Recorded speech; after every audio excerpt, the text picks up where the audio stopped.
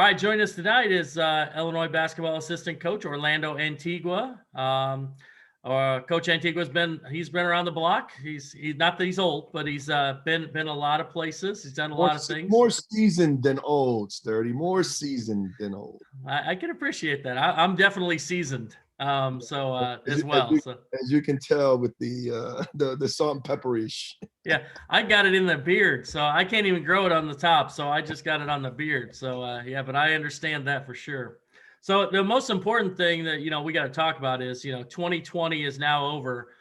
Did your golf game get better in 2020? You know what? In my eyes, it did, because I got the chance to play a lot of rounds. And I am definitely a high reps player. Not necessarily God-given ability and God-given talent in terms of that, but I loved getting out there, swinging the sticks. I know we try to coordinate a couple times and never missed each other to get out there and play, but we got to definitely make it happen sometime. Post-COVID and Yes. the season. Yeah, I think, definitely. I think that's true. We all got to play a little more just because there wasn't anything else to do. Yeah. We're kind of stuck. And it was the one sport that's outdoors that you could do, Yeah, exactly. I will say that, for me, I don't know if I got any better, but I did get my money's worth. When you hit it, if you hit it 90 times, 100 times around, then you get a good deal. Those guys that are hitting at 75, they're just not getting their money's worth. So they're that's not. the way They're I look not. at it. And the way I look at it as well is, those guys that hit it straight down, they don't really get the chance to really challenge themselves. I like playing from the right fairway, trying to get back over the trees, through the woods, under the hill, all the way to grandma's house. So, I mean, see the scenery as well. Absolutely. Experience the full course, man. Just staying straight down. Who wants to do that? That's boring. Yeah, exactly. 2020 has been kind of other than golf maybe getting better and having the opportunity to play more, 2020 has been a tough year. And I know it's been a lot different for you. I mean, you've been known as a fantastic recruiter. You brought in some great guys here at Illinois, but this year's been tough because you just can't make those face-to-face connections other than through a computer screen. How's it been different for you? It is. It's been a challenge for everyone, and particularly for us, in terms of, we are relationship guys. Our staff is very hands-on with people, connecting, being able just to get the full grasp and feel of, the different variables that may be going on in the recruiting situation. And you get a lot of that with face-to-face contact with, being able to see kids live. It's certainly been a challenge and a lot different. And like everybody else, we've had to make some adjustments and some changes, and we're still trying to make the best of the situation. Yeah, obviously Zoom calls have become the or FaceTimes, whatever, have become the norm now. Did you do many of these? I really don't know this question. Did you do a lot of FaceTimes and Zooms prior to the pandemic? Well, we were starting to do FaceTimes because that's the way the kids communicate now. Right. Whether it be social media, but most of them just communicate on FaceTime. And so that in itself was a little different when you're used to text messaging. We went from writing letters to sending emails to faxes to text messaging, now to FaceTiming and Zoom calling. So just with the changing of the times and the changing of the technology, and we have to be able to adjust to meet the kids and whatever platform, however they're communicating, to be able to reach them. That's that seasoning we were talking about, right? Being seasoned. Yeah. Been through all that stuff. So you guys have had, obviously, coming into this season, you guys had very high expectations. Obviously, once, Io and Kofi and, announced they were returning, and the hype train started, and it's continued, through the season. And you guys are off to what I would call a solid start. I'm sure you guys would rather have won a couple of the games you lost because, you're competitors. But how do you feel like it's been so far? I think we are. We've shown spots of growth. We've shown spots of areas that we need to continue to grow in. And quite honestly, as a coach, You don't want to be peaking in December, early January. You want to be peaking towards February. And once you get in the heart of towards the ending of conference play. So for us, we're excited that there is still a lot of room to grow, not only from our freshmen, but also from our upperclassmen. They're continuing to get better, and that's exciting, and good to know in terms, and particularly in a conference and in a league like the Big Ten, which is an absolute beast. Every night, you're going up against so much talent on the court, so much talent on the benches in terms of the coaching and the preparation that goes in. It's I know it's exciting for the fans. It's exciting for the kids that can go out and compete, but it's ulcers for the staffs. Yeah. And you look up and you think, hopefully, man, there's got to be an easy game, an easy night here. No, there aren't any. There are not any in this league. There are not any. It's funny. You go from, you guys played, I thought, probably one of your best games against Minnesota, did a great job against them, and you win that game handily. And then they go out the next week and they're beating you, and you're like, wait a second, maybe they're pretty good. And so it's there's not, like you say, there's not an easy game. I mean, I think from a fans, a lot of fans looked at it and picked Northwestern to be like, 12th, 13th in the league. And clearly they're pretty good. I mean, you watch them. They are very good. And let's not forget, I mean, we were in dogfights with them last year, and all they were missing was experience and learning how to win. And they've been able to use this time to continue to get better. They had some nice additions, and their guards have gotten a lot better. And yeah, it's going to be a dogfight. We played them on Thursday, and we're currently watching a lot of tape, and we got the TV in the background and peeking over at the Michigan game. Just they're good. They're good. And they've done it. Their staff have done a great job recruiting to their style of play and the kids that fit them. And you're seeing them grow as well. Yeah, it's interesting. You mentioned style of play, which is interesting with Illinois, with you guys. You guys are great in transition. I mean, just fantastic. Get Io out in transition, Andre Curbelo in transition. And even, like, we don't talk a lot about it, but Georgie and Kofi can both really change ends. I mean, those guys can run for big guys. I mean, and so you've got some really good transition guys out there. And so, but as a big man coach, how is that? I mean, you really focus on the bigs, and how is that different when a team really, from a half court team to a full court team? How do you balance that a little bit with coaching the size? Well, I mean, the beauty of it is that this game is meant to be played fast. And so we talk to our guys about not being big stiffs. No, we move. Georgie can move. Kofi, yes, he's 7 feet, 285, 290 pounds, but he can run. And so, our challenge as a staff is to continue to push them so they can keep up with our guards. So when those Lamborghinis are running, we don't want our 18-wheelers trailing. No, we want them running as well. They just happen to be big Lamborghinis. They're SUVs, There you go. We can get out and run as well. That's good. Yeah. They, and it's really fun to watch. I had a guy tell me, it was interesting. I had an old coach tell me, he said, I didn't watch, don't watch a lot of college basketball. I watch Illinois play, and they're fun because it's fast. They get up and down, and it's a fun style. And they're always moving on offense.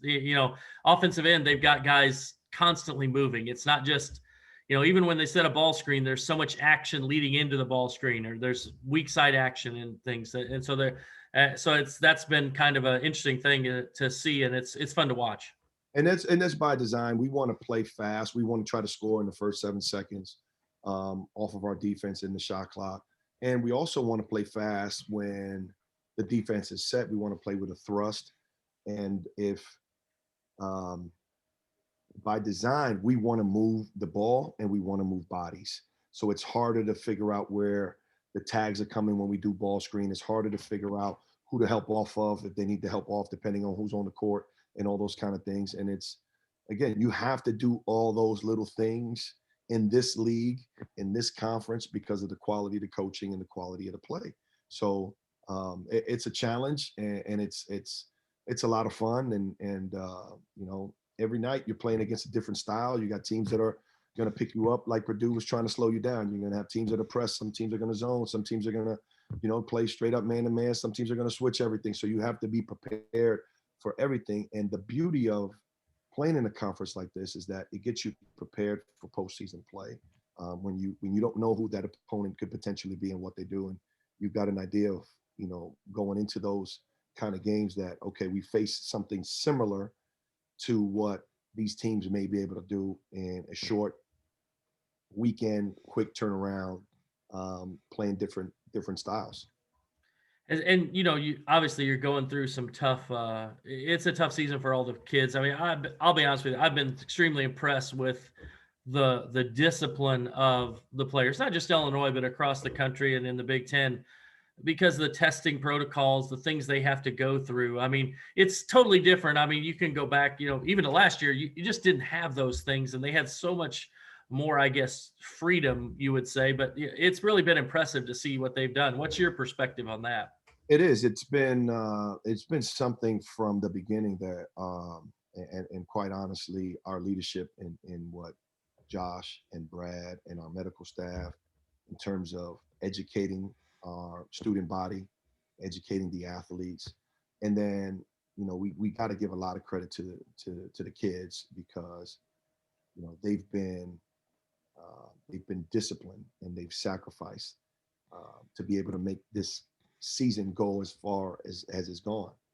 Obviously, there are mistakes everywhere, and people are having, every night you look up and there's 30 postponed on the ticker of teams that are games that are being canceled, and we've been fortunate that our guys have been really good, and we hopefully continue that same trend. It's a commitment to trying to win the COVID game. Yeah. If you win the COVID game, it puts you in position to win a lot of games. So just another obstacle, another challenge to our team to try to meet, and we've been doing pretty good with it. Yeah, it's been honestly, I've been impressed. It's something that we've all we kind of see from the outside looking in, and we hear the stories, the 6:30 a.m. testing, things like that, and it's been impressive. I've been impressed with them. So back to more positive talk, because I'm not a fan of COVID. I think it should go away in 2021. I'm voting for no COVID. You and me both, and then we got two votes going that way. Start. So you need a few more, but so you've coached obviously some great bigs. I mean, going back to Kentucky, AD, and others as well. But I mean, have you ever had a guy who's like Kofi in that he's so big? I mean, it sounds crazy, but he's not a stiff either. He's so big, so mobile. He's explosive running down the floor. He's kind of a freak of nature. I mean, you just don't see guys like that very often. Have you ever had a guy like him? He's very unique. I've coached guys that were maybe of his girth, in DeJuan Blair, Aaron Gray at Pitt, who's another 7-footer, but he was more of a plotter compared to what Kofi is. Kofi is unique. Kofi is unique in that way that, here's a kid that played soccer, ran track in Jamaica, was really thin, and then all of a sudden he just started physically maturing right when he got to high school, and has become this massive of a man, and that we see, but he still keeps his speed, he still keeps his athleticism. And it's him getting comfortable being able to show all that stuff, which is what it's been really impressive with him, and how he's continued to work and grow and develop. And you guys are starting to see a little bit more of his game and his touch and his skill, which he's always had. He's just now starting to rely on that instead of always, utilizing his strength. Yeah, he's the Big Ten play. He's been fantastic. I thought early in the season maybe he fumbled some passes, wasn't things that we hadn't seen. He thought he got through last year, but I think now that he's picked up and he's in the groove now, and he's ready to roll. And he's Big Ten play. He's been just fantastic. I don't know that you could have asked for much more out of him, except maybe some free throws made. But other than that, he's been fantastic in Big Ten play. Yeah, he and I have had a lot of conversations over the free throws, because he is a way better free throw shooter than the numbers indicate right now. And I know that's something that he's continued and will continue to work on. making sure his hands is softening his hands a little bit. And, I have full confidence that those numbers are going to continue to improve. And we need him to improve because obviously, he draws a lot of fouls. He puts fouls on people, and we need to capitalize on that. Yeah, and the other guy who plays a lot up front is in center is Georgie, Sean Feely, and Georgie kind of had it was kind of I think last year was a tough year for Georgie, transitioning, playing a little more forward, and making that outside. Not that he can't do it, but it was just a different style than what he played the year before. And this year, though, he seems to have played well, whether he's playing 4 or 5. He just really embraced that role and he's been really efficient, really good. He's obviously can defend multiple positions. It's been really impressive for me. How do you feel like he's grown this year as a player? He totally has grown. He's grown off the court. He's grown mentally. He's grown emotionally, and I think you see that in his play. You see that in the way he reacts to his teammates, the way he reacts to some of the calls that have been called against him that it might not have been in his favor. And for us, that's an ultimate sign of development and becoming a great teammate. He's been phenomenal. He's a kid that at any point can be playing 30 minutes, and he comes in and he gives us exactly what we need. He plays his tail off. He's one of the most conditioned, hardest running, not just bigs, but players in the country. And he prides himself on that. And that was something that he dedicated his body to this off season and in the spring and in the summer to becoming that. And you see him, he's so chiseled. He looks like he weighs 220 pounds, and he's 245 pounds, 250 pounds. And that's a credit to him, and we're so excited about his continued growth and his maturation. And we know that his best basketball is still ahead of him. Yeah, it's got to be nice to know that, if Kofi does pick up a couple of quick fouls, well, we got a guy who's pretty good right there. I mean, it's not like there's not the huge drop off that you maybe see on some other teams when they have to go to that second guy. And that was, obviously that's by design that we wanted to put a team together that had that kind of depth. And that's something that Coach Underwood, and our staff, we wanted to make sure that we had depth in all. We're trying to win a Big Ten championship. You have to be able to have that. You got to be prepared to play different ways and different styles because teams are, very unique and they play differently. And so we have to be prepared for all those things. And I think we've been able to put together a team that can do that. Yeah, I think Purdue game, Indiana and Purdue both were games where you guys had to grind a little bit. I mean, it's kind of like old school Big Ten basketball. It was I think one guy's described it as slobber knocker. You know what I mean? Like it was like they're tough, they're physical games. They're it's hard to get clean looks. It's hard to score, and that was early. You guys obviously when you guys are out in the transition, you're great, but you showed you can win in a grinder too. And so I think that's impressive, and it's probably going to be good for you going down the stretch here. It is, and teams know that when we do get out and open, we're really difficult to deal with, not just our guards, but also our bigs running. And so, people try to scheme to take away some of your strengths. But when you have various ways of being able to play, it gives you the best chance to win. And okay, so we have to play a grind out game. Okay, we will play a grind out tough game. We're tough, we're built for it. And we've been able to do those things. But we still don't want teams to dictate how we want to play. We still want to be able to get out and run. We still want to play with the pace. We still want to, even though teams are setting their defense up, we still want to play with the thrust so that we can continue to move and play fast and move bodies and stress teams consistently. And so you get that 4 or 5 minute stretch in the second half where, the game goes from it being a tied game, a 1-point game, and next thing you know, you're up 8, 9, 10 points, and you get a little separation with that thrust. Yeah. So, and one of the guys that has been really good for you, you were the main recruiter, and obviously had a long-standing relationship with Andre Curbelo, and he's he's been so impressive as a floor general. I mean, he gets to the paint, he finds guys. I think it was DeMonte said last night he has eyes in his knees, his elbows, everywhere.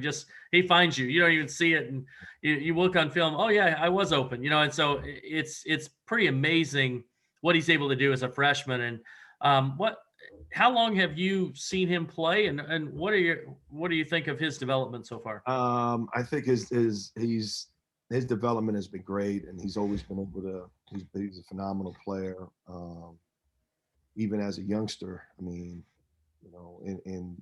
in the little lads in the small fries back in Puerto Rico. I mean, he would average 40 and 50 points in games.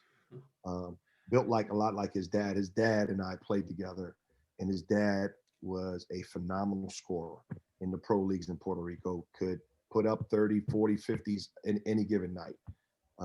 And so he's built from that. He comes from that cloth, except that he can really, his dad couldn't pass word, nothing, but he can pass. And, he fills his tank by elevating his teammates. And so all those things that you see him doing, elevating his guys, brings a huge value for us. And let me say this, obviously, because of my relationship with the dad, I would be considered the primary recruiter, but we all recruit all the kids. And it's kind of the way that Coach Underwood wanted to build his team and his staff. So you'll have, Jant or Chin may have a primary relationship, but all those guys have gone and seen him. All those guys have developed their relationship throughout the recruiting process, so that when they come to the university, they're coming to be coached by Coach Underwood, and they're coming to be part of our family. And that way it's just not, one thing. I always like to make sure that gets gets put out there, so that the credit belongs to the entire group. We're a spoke on the wheel, and kind of the way we like to do it. Yeah, and that's true. And it's also, when they get on campus, obviously you spend most of your time with the big guys, and so he's going to have a different guy that he has to work with, during that time. So obviously you're still going to have a relationship, but it's definitely important that he builds that relationship. I totally get that. Now, I will say one thing that I do find a lot is, like, when I'm out talking to people, they say, yeah, my dad knows Coach Antigua. Now, there's two things. That means you're very seasoned, as we talked about. I like it. Means you're very seasoned. But yes, you got a lot of connections and know a lot of people too, right? I mean, so that obviously helps you in this recruiting process. It does. And it also, I've been fortunate, I've been blessed that the game of basketball has allowed me to, essentially travel the world, and build these great relationships. And in a business that is based on relationships, it becomes beneficial every now and again. And so, like I said, I've been blessed, brother. I've been blessed to be able to take that round ball and have the life that I've had, and seen and met the people that I've met, and now get a chance to share that experience, those experiences, with the young men that we get a chance to coach. So it's phenomenal. And probably the most, you did, speaking of traveling the world, I do know, I have seen this video of you on late night television, with the Harlem Globetrotters. Do you still have those skills? I mean, the Globetrotter skills, are they still there? Yeah, I mean, those are like riding a bike. You never lose them. They're really rusty though. But every now and again in practice, I get a little in. I'll come in, I'll do some ball handling, or I make a pass. The guys look at me. It's funny to see. It's funny to see my boys, Connor Servant and Brandon Lee, when I hit them with a pass, and they look, oh, like yeah. I'm just not old and fat now. I used to be able to back in the day. That's good. We gotta have those memories when we're good, because obviously I'm not anymore. So and golf is not giving those memories to us right now. Hey, I remember the one shot. I hit that one shot, right? So it's all good. Keep coming back for more. That's it. No doubt. Is there so as you kind of you're in the heart of the conference season, and you guys have how far ahead do you guys, you were talking about scouting, and before we got on here, and we talked a little about scouting, and you guys have changed the way you scout a little bit this year because you can't go out on the road as much and you're spending more time watching games on the computer? I mean, the other night I watched the 21 signee Luke Goody. I watched him play on YouTube, right? And so that's kind of how you're getting your interaction with these kids. And so, how has it been different your scouting this year than maybe in the past? Well, it is. It's one, because we're not out recruiting and we're in the dead period. Every team does it differently, and I think Coach Underwood looked at all those things. Since we're not out recruiting, normally we would have a group of games that we're assigned to scout, and everyone does everything from top to bottom on those scouts. Well, this year we've divided everything. Obviously, uh, Coach Jeff, and Coach Gentry, uh, they take care of the offense, our offense, what we'll do against the opponent's defense. Chin and I do the defense, how we're going to defend their offense. And I'm also in charge of matchups and out of bounds, what they run out of bounds. So, we've broken it up, and then Coach Underwood is in charge of everything, as you would imagine. Yeah. So we bring our notes to him and our ideas, and he watches games and he tries to cross match, and it's just the way we do it. It works for us, and it's been beneficial. And so you guys may see us on the bench, on the court, one guy screaming and yelling one thing, another guy screaming and yelling another thing. We're all trying to do our part to make sure that our guys are knowing exactly where we need to be and what we're doing.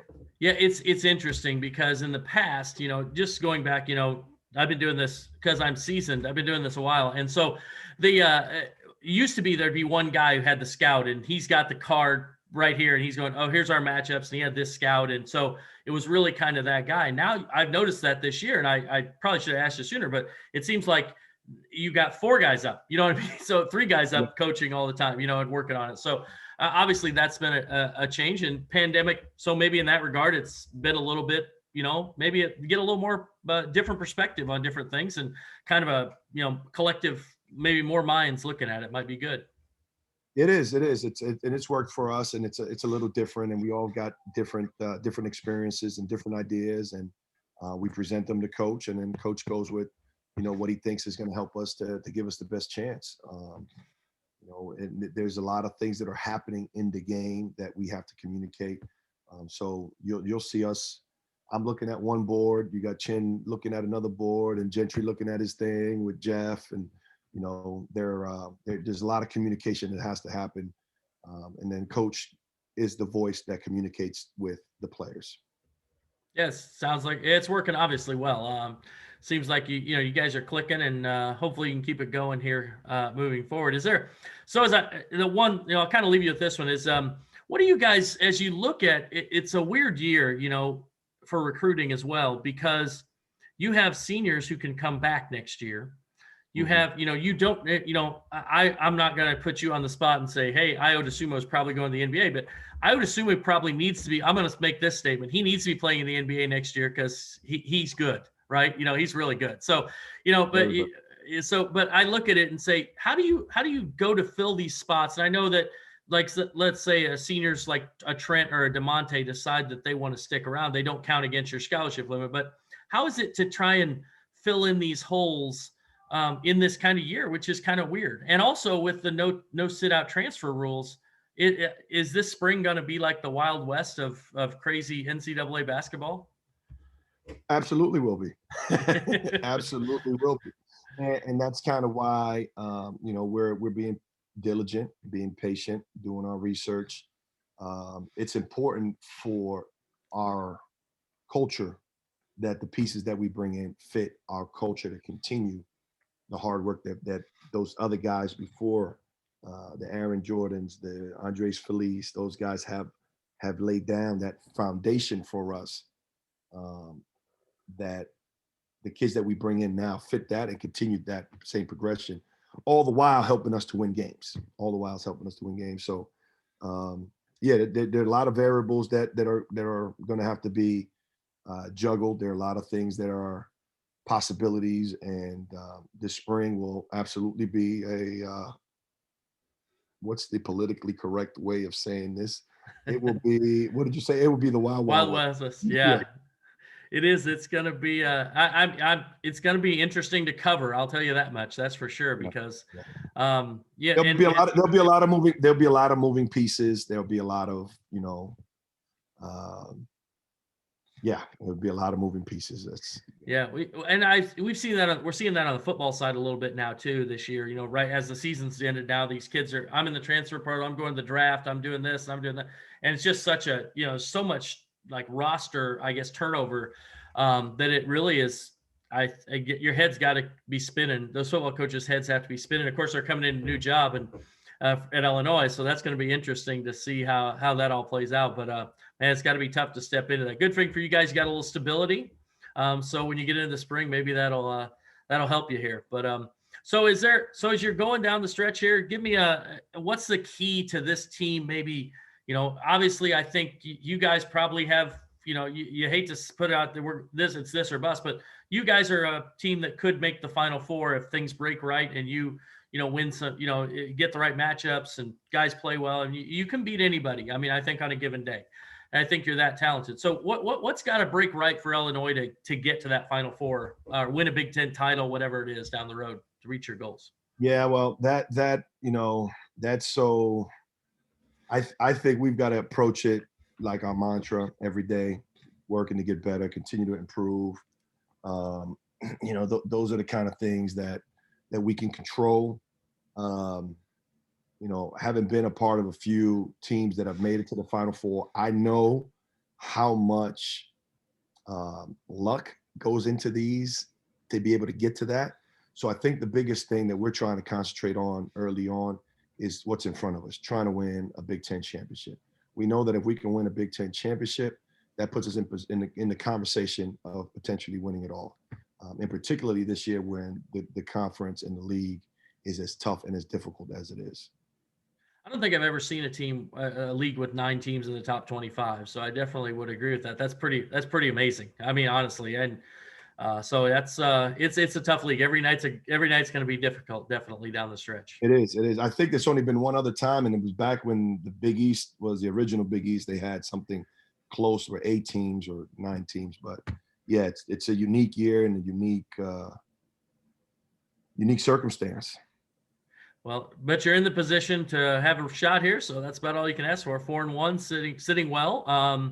And you got some big games coming up, and if you play well, it'll all take care of itself, I think. So, well, yeah. Hey, I appreciate you coming on with me tonight. I enjoyed it. Obviously, we have a good relationship, and I've enjoyed working with you over the years. And you, definitely need to get out and golf this spring. Maybe in the middle of the Wild Wild West, we can find a couple hours to do some golfing this spring. And when the weather, obviously, weather isn't cooperating right now, but maybe in March or April.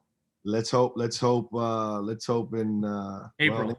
April's going to be tough with the recruiting calendar, having everything being moved to then. That's true. Probably after that sometime. Maybe May or June. There we go. Maybe May or June. So, and by the way, congratulations to you on the podcast and everything else that you're doing, man. And it's an incredible way to start the new year. I'm happy for you. You're one of the best, and you deserve it. So, congrats, brother. I appreciate it, man. I enjoy it. It's fun to talk. I get to talk to great people like you, so it's all good, right? So. It's good. It's good. That's stuff. Gonna cost me like $5. All right, I'll get it to you later then. I do charge for those compliments, so it's good. So those kind words. All right, brother. Well, hey, thanks again for coming on, and we'll talk to you. We'll see you Thursday, and hopefully you guys can get a W on Thursday at Northwestern. Appreciate you, man. Thanks.